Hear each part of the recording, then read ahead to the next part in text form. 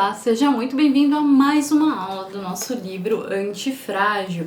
Agora a gente vai falar sobre o sublivro número 6. Estamos quase terminando O Pequeno Calhamacinho, do Nassim Nicholas Taleb, um livro que tem sido bastante desafiador, acredito também, para cada um de vocês, porque é um livro denso, é um livro complexo, é um livro diferente do que a gente está acostumado, né? Ele traz ideias diferentes, pensamentos muito diferentes.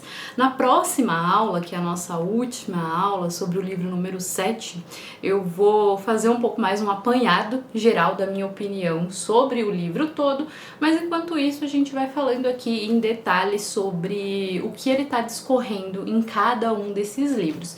E o nosso tema de hoje é o livro número 6. Aqui no livro número 6 ele vai falar sobre a via negativa. Ele já falou um pouco a respeito disso por cima em alguns livros anteriores, mas agora ele vai detalhar e dar mais exemplos a respeito desse tema. Então a gente tem aqui essa via negativa, é o famoso, eu acho que se associa muito àquele famoso menos é mais. Ela quer dizer que quando a gente tira coisas do sistema, se torna muito mais fácil, muito mais simples. É muito mais benéfico quando você elimina elementos prejudiciais do sistema do que quando você adiciona coisas. Então aí que vem a associação com o menos é mais. Tirar coisas, tornar um sistema, uma situação mais simples, facilita muito mais para que ele transcorra da forma esperada, sem problemas maiores, do que quando você vai adicionando elementos e tornando alguma coisa, algum sistema muito mais complexo. A chance de ter problemas e deixar esse sistema frágil é muito maior quanto mais elementos você adicionar nesse sistema. A gente, de uma forma geral, nós tendemos a ter mais consciência daquilo que está errado, daquilo que é prejudicial, do que aquilo que está certo, né? A gente tende a se focar muito mais no negativo do que no positivo. Então, fazendo esse foco, usando isso a nosso favor, a gente consegue extrair do sistema essas questões que são negativas e simplificar esse sistema, deixar cada vez mais antifrágil. Quando você tira aquilo que é ruim, que prejudica, que fragiliza um sistema, você transforma ele em antifrágil. Ou seja, além de resistente, ele vai começar a se tornar cada vez melhor diante dos estresses. Por exemplo, ele diz até, pode ser um pouco rude, né, mas essas são as palavras que ele usa, de que manter a distância de uma pessoa ignorante é até melhor do que você estar próximo de uma pessoa sábia. Então, ele também valoriza muito aquilo que a gente deixa de fazer, porque nós estamos tão acostumados com a ação, sempre estar fazendo alguma coisa, agindo de alguma forma, e não valorizamos aquela ação de não fazer nada, o quanto isso é importante, ou aquela ação de deixar de fazer alguma coisa. E nesse caso, ele fala que quando a gente está perto de alguma pessoa ignorante, ou quando a gente se expõe a situações estressantes, a situações ruins, a situações que vão te afetar de alguma forma, quando você evita essas situações, é tão equivalente ou melhor de quando você está no oposto, quando você tem contato com pessoas absolutamente sábias, quando você está em situações muito promissoras, muito motivantes, muito envolventes. Então, aquilo que você evita de negativo para sua vida tem um efeito tão positivo quanto aquilo que você faz de bom. Então, não foque somente naquilo que você está fazendo de bom, mas olhe o que você pode evitar fazer também, o que você faz e que não é tão agradável, que de alguma forma você consegue evitar se expor àquelas situações. Então você tira essa fragilidade do seu sistema e você vai se tornando cada vez mais forte, cada vez mais antifrágil. E aqui nesse livro também ele traz um conceito novo, que é o conceito da neomania, que também tem a ver com o novo, né? Que é esse amor pelo novo, pela novidade. E aqui ele traz muito essa questão da tecnologia, das pessoas que são absolutamente apaixonadas pela tecnologia. Sabe aquela pessoa, não sei se você é uma delas, que quer sempre estar com o celular mais atualizado, a televisão mais atualizada, sempre o mais moderno, sempre o que tem ali de última geração disponível. Sempre que sai alguma coisa nova, você já fica ali todo oriçado para trocar e ter aquele aparelho, aquele equipamento mais novo. novo. Então a neomania é esse amor constante pelo novo. E aí, mais uma vez, por exemplo, quando sai um celular novo, se você for olhar as diferenças entre o iPhone, por exemplo, o último que teve, né, o 14, entre o iPhone 14 e o iPhone 13, os pontos semelhantes, eles são muitos. Os celulares são muito semelhantes. Alguma coisinha, eu nem sei dizer o que, mas deve ter alguma coisinha ou outra que difere de um para o outro, né, por justificar esse novo lançamento. Deve ter algum ponto ali que deve justificar esse novo modelo.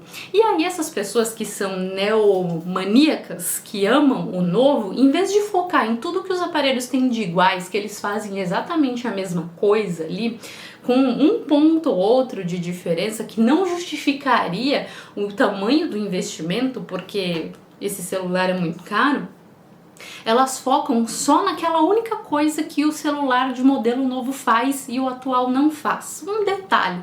E acaba justificando a sua compra a partir dele e esquece, apaga todos os outros pontos que eles têm de semelhantes e que fazem exatamente a mesma coisa.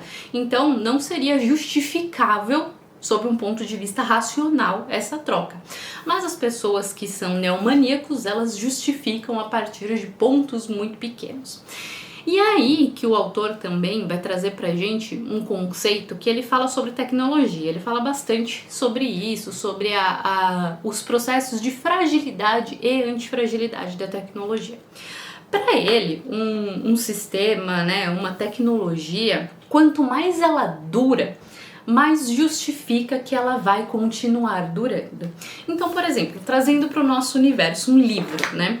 Se um livro ele foi escrito há 10 anos e ele continua sendo publicado, hoje então tem 10 anos que esse livro foi escrito e ele continua tendo novas edições, isso quer dizer que ele tende a durar pelo menos mais 10 anos. Então cada período que ele já viveu justifica que ele vai viver pelo menos o dobro disso. Então, quanto mais velho alguma coisa quanto mais duração esse item tem, as chances de que ele dure mais é maior. Se você pega um livro de 1 ano, um livro recém-lançado, a chance de que ele continue sendo editado daqui a 10 anos é muito menor do que a chance de um livro que já está aí há 10 anos no mercado, por exemplo. Artistas também é um outro exemplo. Você pega um cantor que já está no mercado há anos, aí há 20 anos que ele é famoso e continua no mercado. A chance de que ele continue no mercado pelos próximos 20 anos é muito maior do que um cantor que está começando agora, por exemplo, um cantor que estourou agora, que começou a fazer sucesso agora. A chance de que ele esteja no mercado daqui a 20 anos é muito menor do que um cantor que hoje já está no mercado há 20 anos. Então, o passado, de alguma forma, ele justifica o presente e o futuro. Ele tende a tornar o presente e o futuro muito mais sólido. Então, tudo aquilo que é mais antigo tende a durar muito mais, a ter a sua história muito mais alongada, muito mais prolongada do que aquilo que é novo, porque o tempo se encarrega de eliminar tudo aquilo que é novo e acaba não tendo uma aplicação muito realista, uma aplicação que faça muito sentido. Então tudo isso que é novo tende a ser eliminado pelo tempo se realmente não for algo muito sólido, né? Muito que tem uma chance de se consolidar muito grande. Se for alguma tecnologia rasa, alguma coisa superficial, a chance de que isso acabe nos próximos anos é muito maior do que alguma coisa que já vem se consolidando no mercado há bastante tempo.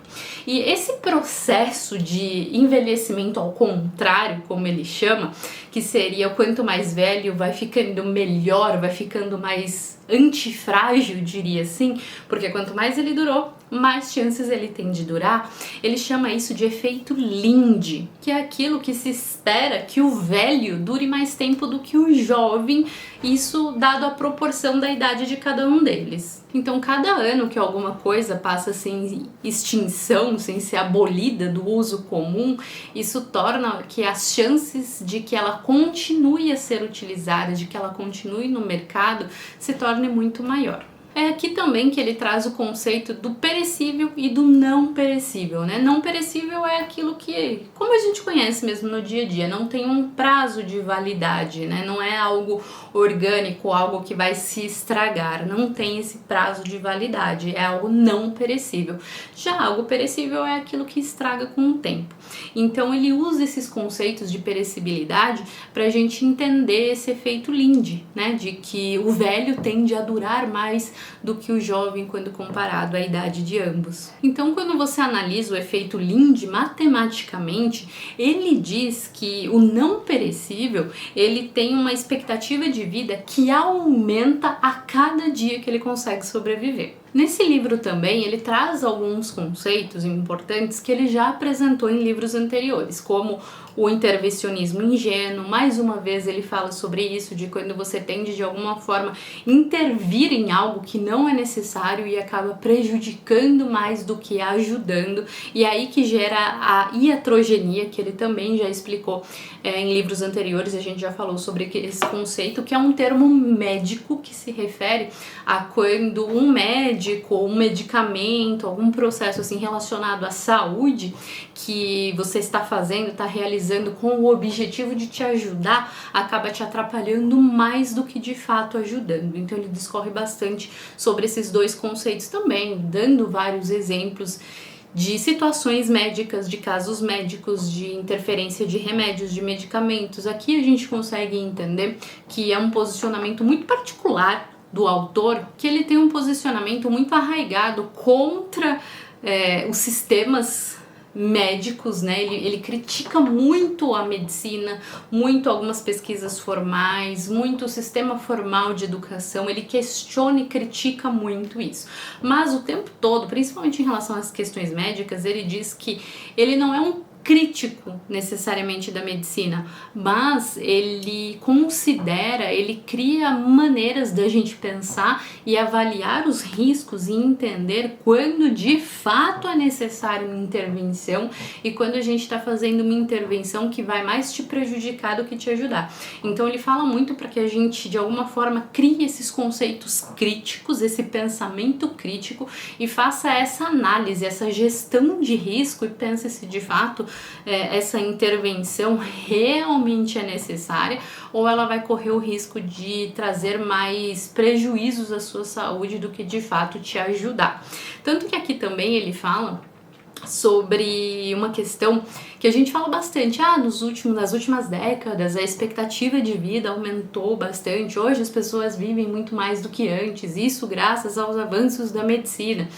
E aí ele também é um crítico em relação a isso, porque ele diz que em termos, obviamente que algumas descobertas médicas, né, alguns tratamentos médicos ajudaram muito nesse processo, só que não só isso, a própria estruturação da sociedade, o próprio desenvolvimento da sociedade é que foi responsável pelo aumento da longevidade, né? Hoje as sociedades, de uma forma geral, a gente sabe que ainda tem muitos problemas, mas a gente tem uma organização melhor, a gente tem um processo não em todos os lugares ainda, infelizmente, mas existe um processo de saneamento básico, de cuidados, de limpeza, de higiene, de sensos que talvez antes a gente não tinha tanto e que são realmente muito prejudiciais. Então, a sociedade como um todo, ela foi se organizando, se estruturando, se desenvolvendo, evoluindo para que a partir disso a sua saúde, a sua qualidade de vida fosse melhorando e essa expectativa de vida aumentasse. Então não é somente em função dos avanços da medicina. Isso é algo que ajudou, obviamente, né? A invenção, o desenvolvimento da penicilina, sem dúvidas, foi um divisor de águas no processo, né, na manutenção da saúde, no combate a muitas doenças, desenvolvimento de diversas vacinas, de cirurgias, de procedimentos médicos. Isso ajudou muito, mas ele quer mostrar que não é só isso. Isso ajudou, mas a própria sociedade, o próprio desenvolvimento da sociedade também foi responsável pelo avanço, né, da nossa expectativa de vida. E aí, por fim, ele fecha o capítulo falando sobre a simplicidade, sobre o minimalismo, sobre essa questão de menos é mais, de que vale muito mais a pena a gente reduzir os nossos processos, tirar estressores, tirar coisas que são muito frágeis, que podem atrapalhar o nosso sistema. O quanto mais simples for a nossa vida, os nossos meios, a nossa organização, menos chances de ter problemas nós teremos, mais qualidade de vida nós teremos, melhor será a nossa saúde, menos serão os estressores a que a gente vai estar exposto. Então, ele faz todo esse processo de gerenciamento de risco pensando na qualidade de vida, pensando nas nossas decisões, naquilo que a gente pretende fazer, naquilo que a gente pretende ser, né, e continuar vivendo, a maneira como a gente pretende viver. Até se você fizer uma associação desse livro com o que a gente leu anteriormente, que foi sobre a brevidade da vida, lá Sêneca falava muito de que o homem, daquele homem, como ele chamava, o homem extremamente ocupado, que é aquele que vive o tempo todo pro trabalho, só pensa em trabalhar, em construir uma riqueza, e depois que ele constrói essa riqueza, ele vai pensar o tempo todo em como ele vai manter essa riqueza, e ele não vê o tempo passar, e sempre colocando mais e mais e mais coisas, e a qualidade de vida e a saúde dele ficam relegadas ao último plano. Então, quando você faz um paralelo entre essas duas questões, do mais, sempre mais, para uma vida mais simples, para o menos, para aquilo que realmente é importante, para aquilo que realmente vai te trazer qualidade, vai te trazer satisfação, a gente consegue associar esses dois livros, esses dois conceitos, esses dois pensamentos escritos em séculos absolutamente à partes, distantes um do outro, mas que se conversam, dizendo pra gente que ter uma vida mais simples, com menos estressores, com menos turbulências, com menos demandas, traz uma qualidade de vida, uma saúde e uma satisfação muito melhor.